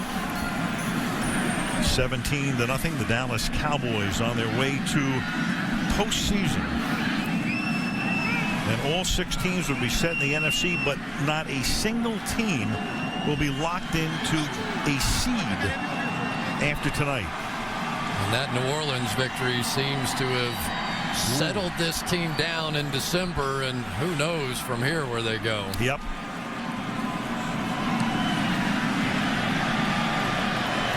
Wheeler's kick is a beauty. That's why they drafted him. Well, last week we had that Minnesota-Carolina game with Favre and Childress, and a little different angle coming your way when we come back. All lined up, the Capitol, the Washington Monument, Lincoln Memorial. Speaking of icons, sort of. Here comes Brett Favre. Here comes Brett Favre. Well, this happened last week, and you all saw what happened in terms of the fallout from that. Looked like any number of conversations that you would have seen coach and quarterback on the sideline, and then you know what happened afterward, and we have some other angles of it as well. And you're looking at it right now as what was going on there is that Brad Childress wanted to take Brett out of the game, and Brett didn't want to come out of the game, and that created a firestorm. Everything creates a firestorm these days, but that certainly created a firestorm this week. But really, the firestorm came because Brett Favre made a comment about it. Right. Because you couldn't have taken from that the kind of controversy that was created from that. Exactly. We would have been out of our minds to speculate and seeing that last week, what was going on there. Of course, as they go to no huddle right here, Campbell, after hitting Randall L for a first down, comes up and will throw the ball to the outside, and that'll be caught, and Kelly will work his way out of bounds to stop the clock. So everybody is weighed in, of course, if you watched all the shows today, and most people weigh in and say, hey, look, it's the coach's team. Coach has to make those calls. What do you think? For the most part, I agree with that. But I also know, you brought in Brett Favre. You basically had to beg him off the farm down in Mississippi. And here's a guy that is, without question, one of the most competitive people in the NFL. It was a 7-6 game they were leading. I agree with him. I wouldn't have wanted to come out of that ball game. I think it was important for him to get his offense rolling. They weren't being very effective. Yeah, they were having protection problems. But the idea of coming out of a competitive football game is a little repulsive to Brett Favre, and I understand that. It's a first down to Randall L. They swing this one to the outside, and that's Cartwright, and he'll get taken down. I just thought it was odd. The odd thing to me is that it's a 7-6 game. Yeah. I mean, it's not like, hey, I want to take you out to protect you, even though Childress said he was getting hammered. I mean, the guy's played 285 in a row or whatever. I mean, he does a pretty good job of taking care of himself out there.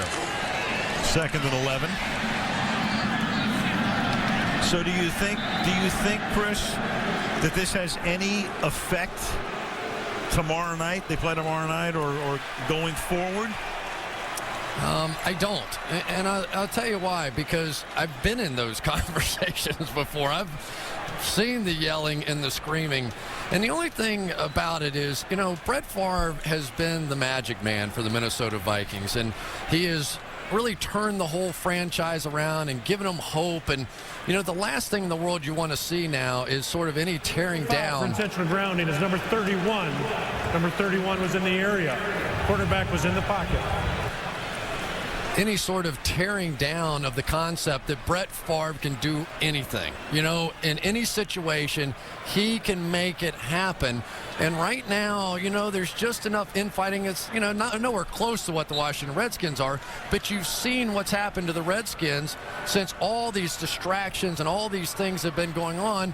This team simply hasn't been the same that they were a couple of weeks ago. Of course, Minnesota's playing for a heck of a lot, and Washington's been out of it for weeks. 3rd down and 11 from the 40-yard line. And that pass is broken up, intended for Cartwright, and that's Brooking there to break it up, and it's 4th down and 11, and the Washington Redskins down in a 3-possession game will line up to go for it.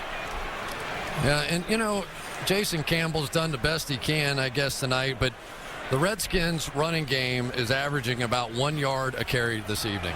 And Jason Campbell isn't to that point in his career yet where he can carry this football team. And this is sort of the proverbial waving of the white flag, I think, when you're not going for it here. Unless they run a fake, which they've been known to do. Now let's make sure there's not a timeout first. Oh, boy. Hunter Smith to punt. will fall into the 16, and the Dallas Cowboys can chew up some of the clock on their way to postseason play. 17-0. Our crack research department came up with this. This is pretty stunning when you look at it. This decade, lowest scoring teams in the league, 32 teams. Browns worst, Lions second worst, and then who would have thought the Redskins third from the bottom. And what's amazing, Chris, too, here is Dallas will chew up the clock here. In 9 of the 10 years, they had a coach with an offensive pedigree. We'll get to that, but first, we got to sell you some stuff.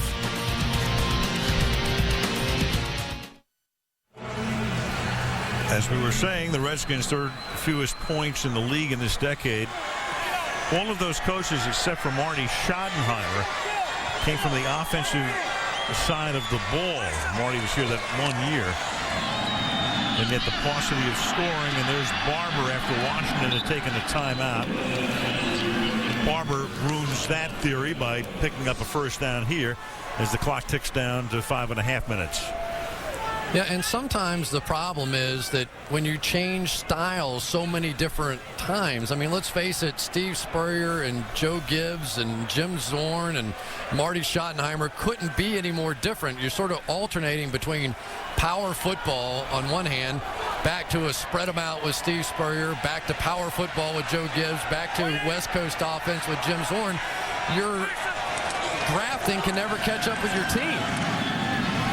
Barber to the 32. Well, a sea change into Washington. You know that Vinny Serrano was here running football operations for a lot of years. Now it's Bruce Allen. Clearly they'll make a coaching change. The favorite would be Mike Shanahan at the moment. And that'll bring a lot of other assistant coaches in it as well. Who will play quarterback next year? We don't know. Will Clinton Portis ever don a Redskin uniform again? We don't know. The offensive line needs to be restructured. We know that. Defensively, got a few guys in there, but they got to do some patching up as well. So a lot of stuff will be going on in Washington. You know, it really, I think defensively, the tools are here to win football games. There's no question in my mind they have enough talent on that side of the ball. But, you know, sometimes you like to buy a fancy car, but if it has a bad engine, you're in trouble. And right now, the engine, the offensive line of this football team, which is where they've made their reputation. I mean, we still have the Hogs in the crowd here. That's what has to happen here. They have to consistently draft top-end offensive linemen. Redskins had taken a timeout there, and that ball is taken up to the 34-yard line. Fletcher again makes the tackle, and that will be the final timeout for the Redskins. Hey, here, because for all the world, it looks like we're going to do a game in New York for the last week of the season. So, of course, John doesn't fly. And what happens? Buffalo beats Denver the next to last week of the season, setting in motion the eventual firing of Mike Shanahan, and us going to San Diego, and then John has to say goodbye to Virginia and get on the bus and travel out west. You wonder how Virginia's adapting to having John around all the time. Wonder if she's ever thought, maybe, John, you want to take a trip somewhere? You want to go out and hang out with Al and Chris and watch a game? All that cost John was about a $50,000 diamond necklace. And here is Felix Jones taking it up to the 38-yard line. Virginia's a pistol now. You know, John's one of those personalities, and he's gregarious, and he's everybody's best friend, and you see him in the lobby of the hotel, and everybody's hanging around him, and Virginia just kind of is in total control, isn't she? Of all the amazing things about the Maddens, John, of course, it's well known he doesn't fly, hasn't in 30 years. Virginia has a pilot's license. Is that right? I don't know if it's current, but she had one at one point. I'm going to guess John never flew with him. I'm just going to go out there on that one.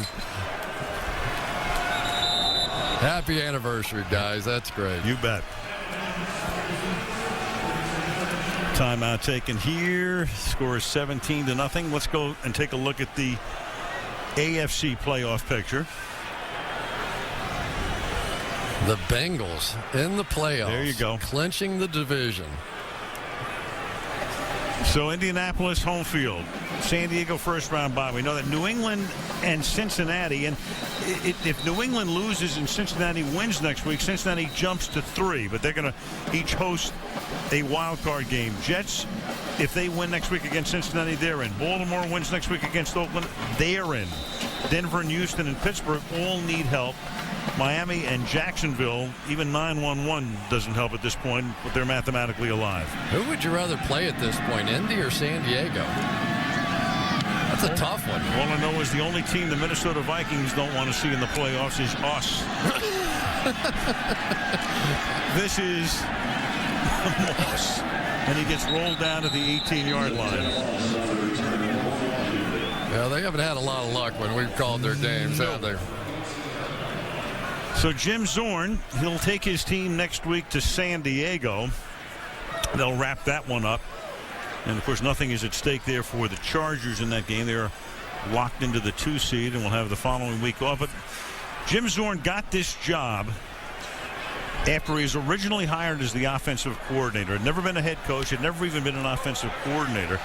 Been the quarterback's coach on Mike Holmgren's staff at Seattle prior to coming here. And then he winds up getting the head coaching job before last season.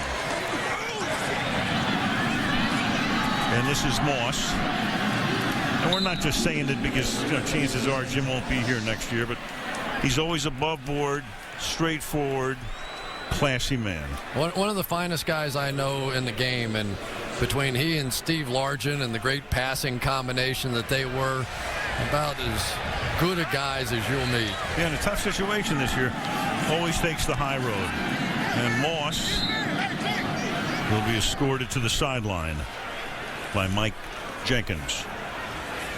You know, and for Jason Campbell and the combination, one of the reasons that Jim Zorn was brought here was because they were trying to develop Jason Campbell. And it is going to be very, very interesting to see in this organization. I don't think it's any secret at all. There was a pretty healthy debate. Jay Cutler was in the mix. Would they trade to try and get Mark Sanchez? They stuck with Jason Campbell, and now they have that same decision to make again. Campbell will run. Slides to a stop at the 40-yard line. Seeing him slide there. Of course, Jim Zorn had all these crazy drills that he did with Jason Campbell. One of them was teaching him how to slide. They brought out a slip and slide to try and teach him. He tried to do it. His cleat got caught in the slip and slide, and they just threw it away. It didn't work out. Almost killed him. Should have called Joe Girardi. Yeah. Cartwright to the 42-yard line, gets taken down there by Brady James. Well, I'll say this for Jason Campbell. He has been fighting this season, and there's proof of it. He was hit last week so many times by the New York Giants. Came out of the game with a black eye. And Rock Cartwright will pick up the first down with 2.5 minutes remaining before the Dallas Cowboys can start selling playoff tickets. Well, then again, they may not have a home playoff game. That depends. You know, it really sets up an interesting showdown. Who's playing better than the Philadelphia Eagles right now? Right. And that pass is caught by Cartwright as we come to the 2-minute warning. Dos minutos remaining. 17-0 Dallas. And next week it comes down to the New York Jets trying to get into postseason play. At home at Giants Stadium. They'll wrap up that facility as well. Cincinnati against the Jets. Wendy's postgame report. Andrea will be down on the field. And Bob and Tony will have some comments. And Chris and I will have. You have any comments left? I do. I have a lot of stuff left to say. You really do a little talk radio afterwards here. But, you know, it is interesting. The Bengals and the Jets, it's entirely possible those two teams, like Philadelphia and Dallas, could play 2 weeks in a row. Right. I mean, only that, the division winner is Cincinnati, so you know where that one's going to end up being played, that being in Cincinnati. And so could Green Bay and Arizona, who meet next week as well. Right. 2nd down and 7. The ball is at the 48-yard line. And that's Moss. to the 41-yard line.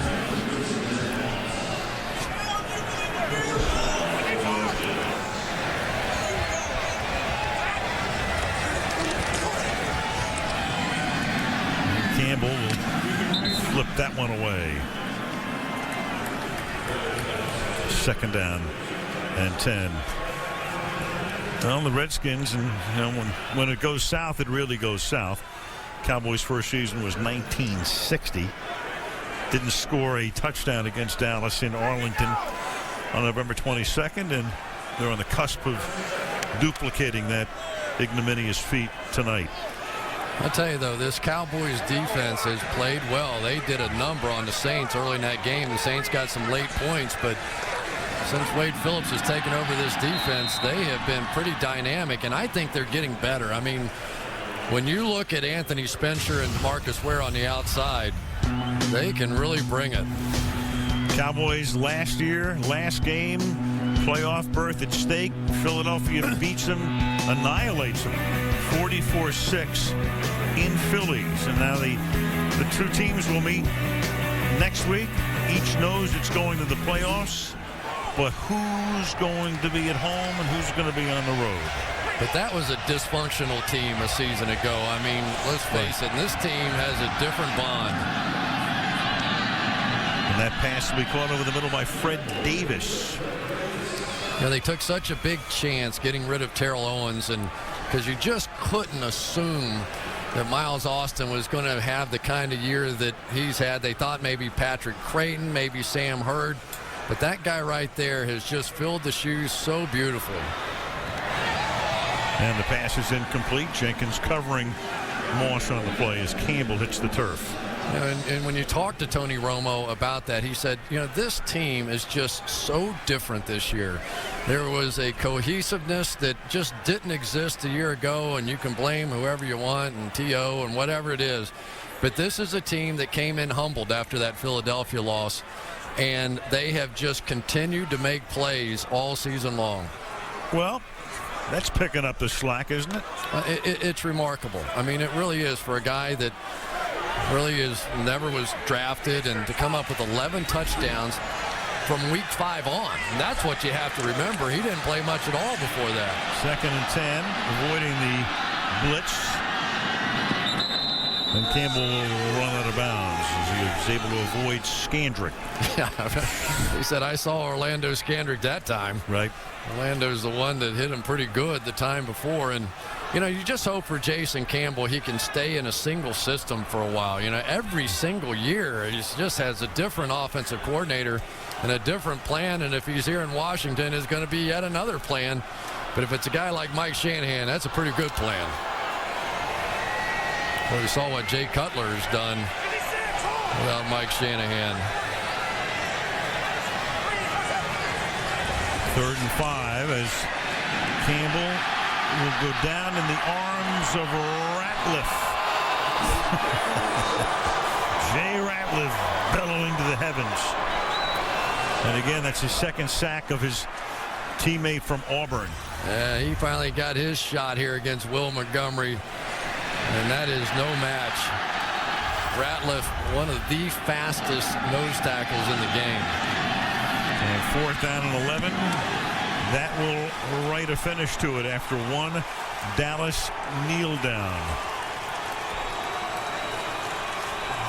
And that's the way the Redskin home season is going down. And as we said, it's not quite hockey town. It ain't Detroit yet, but at least for the moment. Tough year for the Redskins. Tough year, obviously, for their fans. Redskins just can't put the puck in the net, can they? No, they cannot. And Wade Phillips and the Dallas Cowboys, kind of strange year. And if you go back to in this Cowboy season and you want to look at, I don't want to say necessarily the moment, but a seminal moment would be that game in Kansas City in October when they were 2-2. And trailing at halftime to the then winless Chiefs, and they won the game in overtime to start a 4-game winning streak. They went through that speed bump of the Giant and San Diego losses, follow that up with a big win at New Orleans, another win at Washington, and the Dallas Cowboys will be involved in postseason play. And they could be anything from the 2 seed all the way down to 6. And be careful of teams that get hot late. 17-0, our final score. The Wendy's postgame report coming right up.